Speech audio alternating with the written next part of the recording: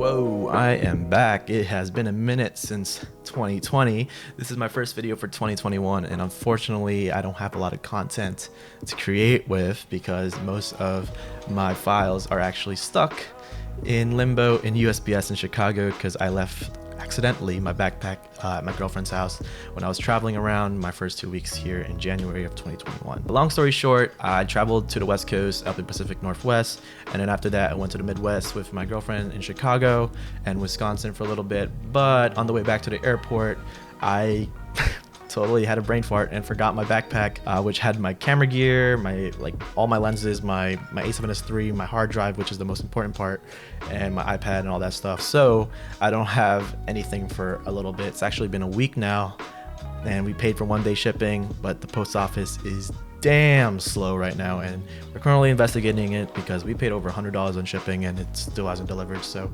yeah, we're kind of pissed, but for now I'm going to be borrowing my friend's camera, Abhijit. Thank you so much for the A7 III and your lenses. I'll take care of them. I'll deliver them back to you when I have my gears back. So yeah, anyways, let's get to the point of this video because I had to make a video for January. It's about to finish. I want to talk about the photos coming out of the A7S III, something I was really surprised during my trip to the Pacific Northwest. And I'm just going to break it down into 3 things: color, megapixels, and quality. Something I did not expect. TLDR, it's an awesome ass camera. Alright, so first things first is the colors of the Sony A7S III. No doubt in my mind, it's going to be a great camera, especially with the new color science and with all the new technology like the autofocus and the flippy screen especially. That's a big one. And the viewfinder, all that stuff. Yeah, let's talk about those later because the color science from this camera, boom, man. Boom. Like it's like straight out of a Canon camera, something I would, be afraid to admit, but it really is. It feels like I'm shooting on a Canon camera, especially for photography, which is not a bad thing. I love shooting on Canon cameras, like, shooting photos. So that's a really, really big thing coming out of the camera. You guys can see from the photos I'm displaying right now, it's pretty cool. It's pretty cool. It's really easy to edit with. And really straight out of the camera, I'm like, this is good enough, man. I can just probably do like a little S-curve and a couple of little tweaks on the colors and I'm good to go, and I'm really happy with how it turned out. So the second thing I want to talk about is the megapixels. Yeah, it's only 12 megapixels. This camera over here is 24, and I didn't even bring it to the trip because I didn't think I was going to take a lot of photos.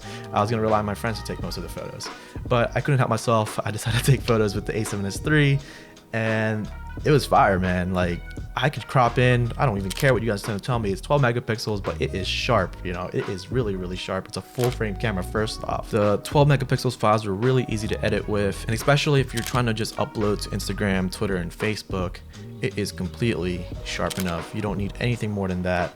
I think it's perfect. I really, really enjoyed shooting photos on the Sony A7S III. Something, again, I was really shook. I did not expect that. All right, the third thing is quality. Is it better than all the other cameras out there for photography?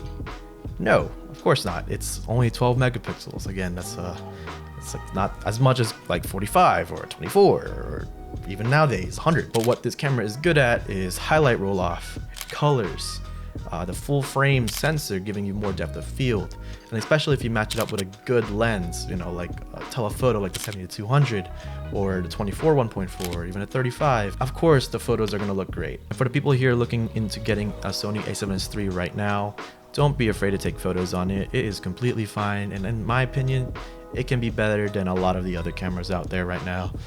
Use your eye, take your composition, shoot that photo. That's what I'm going to say to you guys right now. And using this camera during this trip was a challenge that I was really happy to take on because I learned that I don't need the biggest and baddest camera out there to take photos. I don't. I can even take better photos on my iPhone 12 mini. It really depends on how you utilize your tools during your shoots. So that's just my little tea on that, and hopefully you guys understand what I'm trying to say here. Gear does matter, but it also doesn't matter.